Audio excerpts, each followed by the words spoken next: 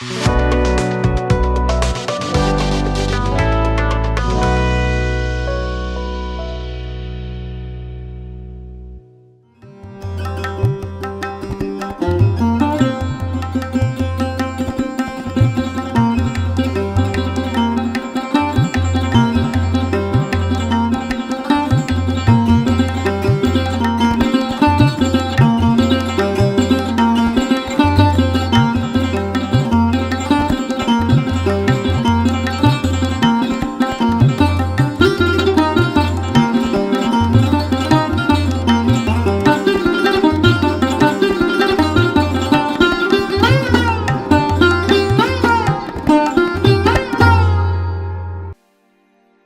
जीशु ख्रीष्ट अति बहुमूल्य नाम संपर्क इंडिया द्वारा प्रस्तुत कार्यक्रम नुआ सकाळ आशारे मु आपण मानकु स्वागत जनाए।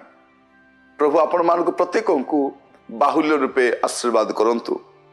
आज जो प्रसंग रे प्रभु वाक्य सुनिबा प्रसंगर शीर्षक है प्रकृति न जानी विकृति। प्रकृति न जानी विकृति। अनेक लोक प्रकृति को भल भाव जानी ना तेणु से जीवन में विकृति अवस्था देखा जाए। यदि प्रकृति को भल कर देखी था जांच करी परीक्षा निरीक्षा करी समीक्षा करी विकृति अवस्था को आसी न था। रोमियो तार प्रथम अध्याय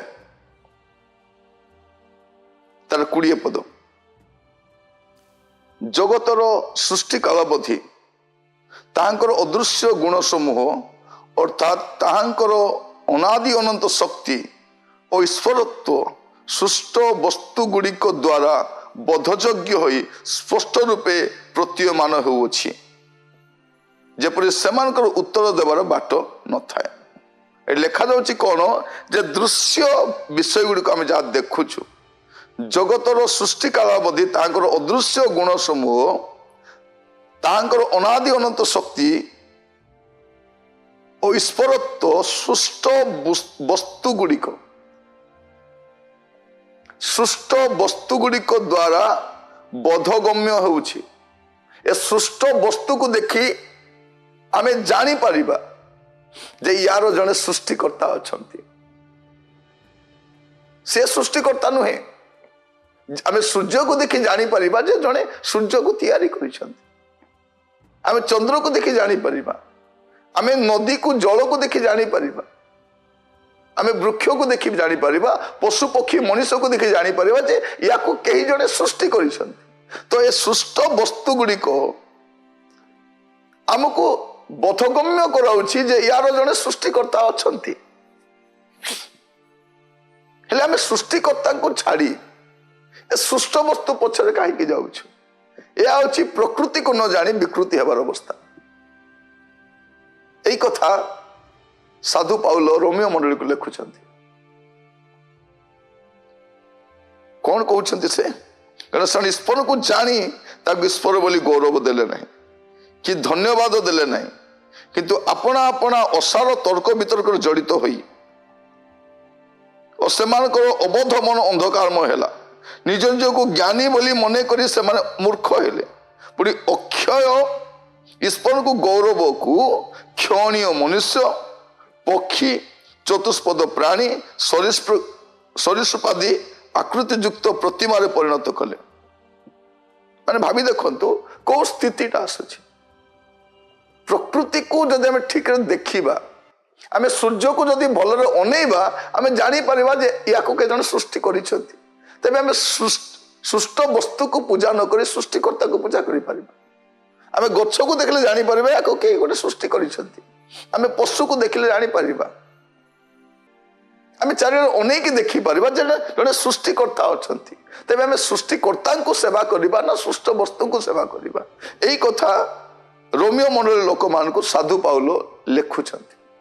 कारण तांको समय लोक मान को अवस्था ए प्रकार थिला जे से ईश्वर को परिवर्ते सृष्ट वस्तु पछे जाउथिले। को सरीसृप चतुष्पद प्राणी पक्षी आकृति बनाई की पूजा करुथिले सेमान। तो यही कथा इस तरह में देखुछु जे प्रकृति को न जानी लोक माने विकृति होउछंती। तेणु से सत्य स्मरण को ग्रहण कर पारना नास्ति करुछंती तर्क करुछंती जुक्ति करुछंती प्रभु अनुग्रह करंतु ए सत्यता जब लोक माने बुझी पारिबे या बुझीबा दरकार मध्य अछि जदि आपण प्रकृति को भलो करिक देखिबे आमे बेले बेले मोबाइल को भलो करी देखू आ भाबू केमितिका ज्ञान विशिष्ट लोक होइथिबे जे बनैथिबे कारण ता जने मोबाइल जने सृष्टिकर्ता अछ जे जने बनैछन ताको आपण टीवी को देखले जानि परिबे आपण कैमरा को देखले जानि परिबे उड़ा जहाज को देखले आश्चर्य केमिति आकाश उड़ुछि के जने बनैछन ताको मोर कहबार उद्देश्य आपण सृष्ट वस्तु को देखले जानिबे जे तार जने सृष्टिकर्ता तार जने निर्माता अछथि आमे से निर्माता को धन्यवाद न देई ताको निकट कृतज्ञता न होई के आमे सृष्ट वस्तु को ही हम सब भाबिले हेबो कि प्रभु अनुग्रह करंतु एई कथा रोमियो मंडल लोक मान साधु पाउलो कहउचंती जे आजिर समय मध्य मनुष्य मान पाए अति जरूरी और प्रयोज्य अटे कारण प्रकृति को अनाइले ही मैं जानी परिबा जे जने सृष्टिकर्ता अछंती तांको नामर गौरव हो महिमा हो आसंत प्रार्थना करिबा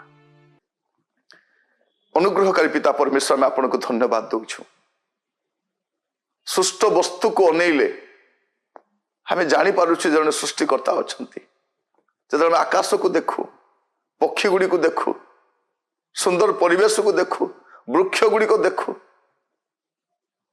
आकाश रे चंद्र तारा नक्षत्र गुण को देखू प्रभु आमे जानी पारु जे जने सृष्टिकर्ता अछंती प्रभु एते सुंदर पृथ्वी को सृष्टि करिथिबारु आमे आपन को धन्यवाद दउछु आपण आमको मध्य प्रभु तैयारी करिसंती मनुष्य केबे भी ईश्वर ही न पारे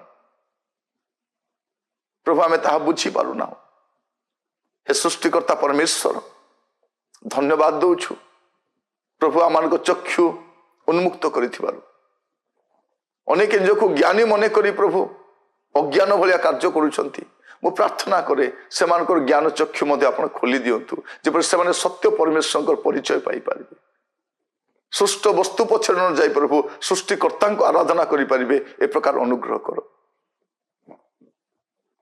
प्रार्थना सुनिथिबारु धन्यवाद आदर महिमा आपण को दे प्रार्थना मोर प्राणर प्रिय यीशु को नाम रे मागिली आमेन प्रभु आपण मान को प्रत्येक को आशीर्वाद करंतो नमस्कार।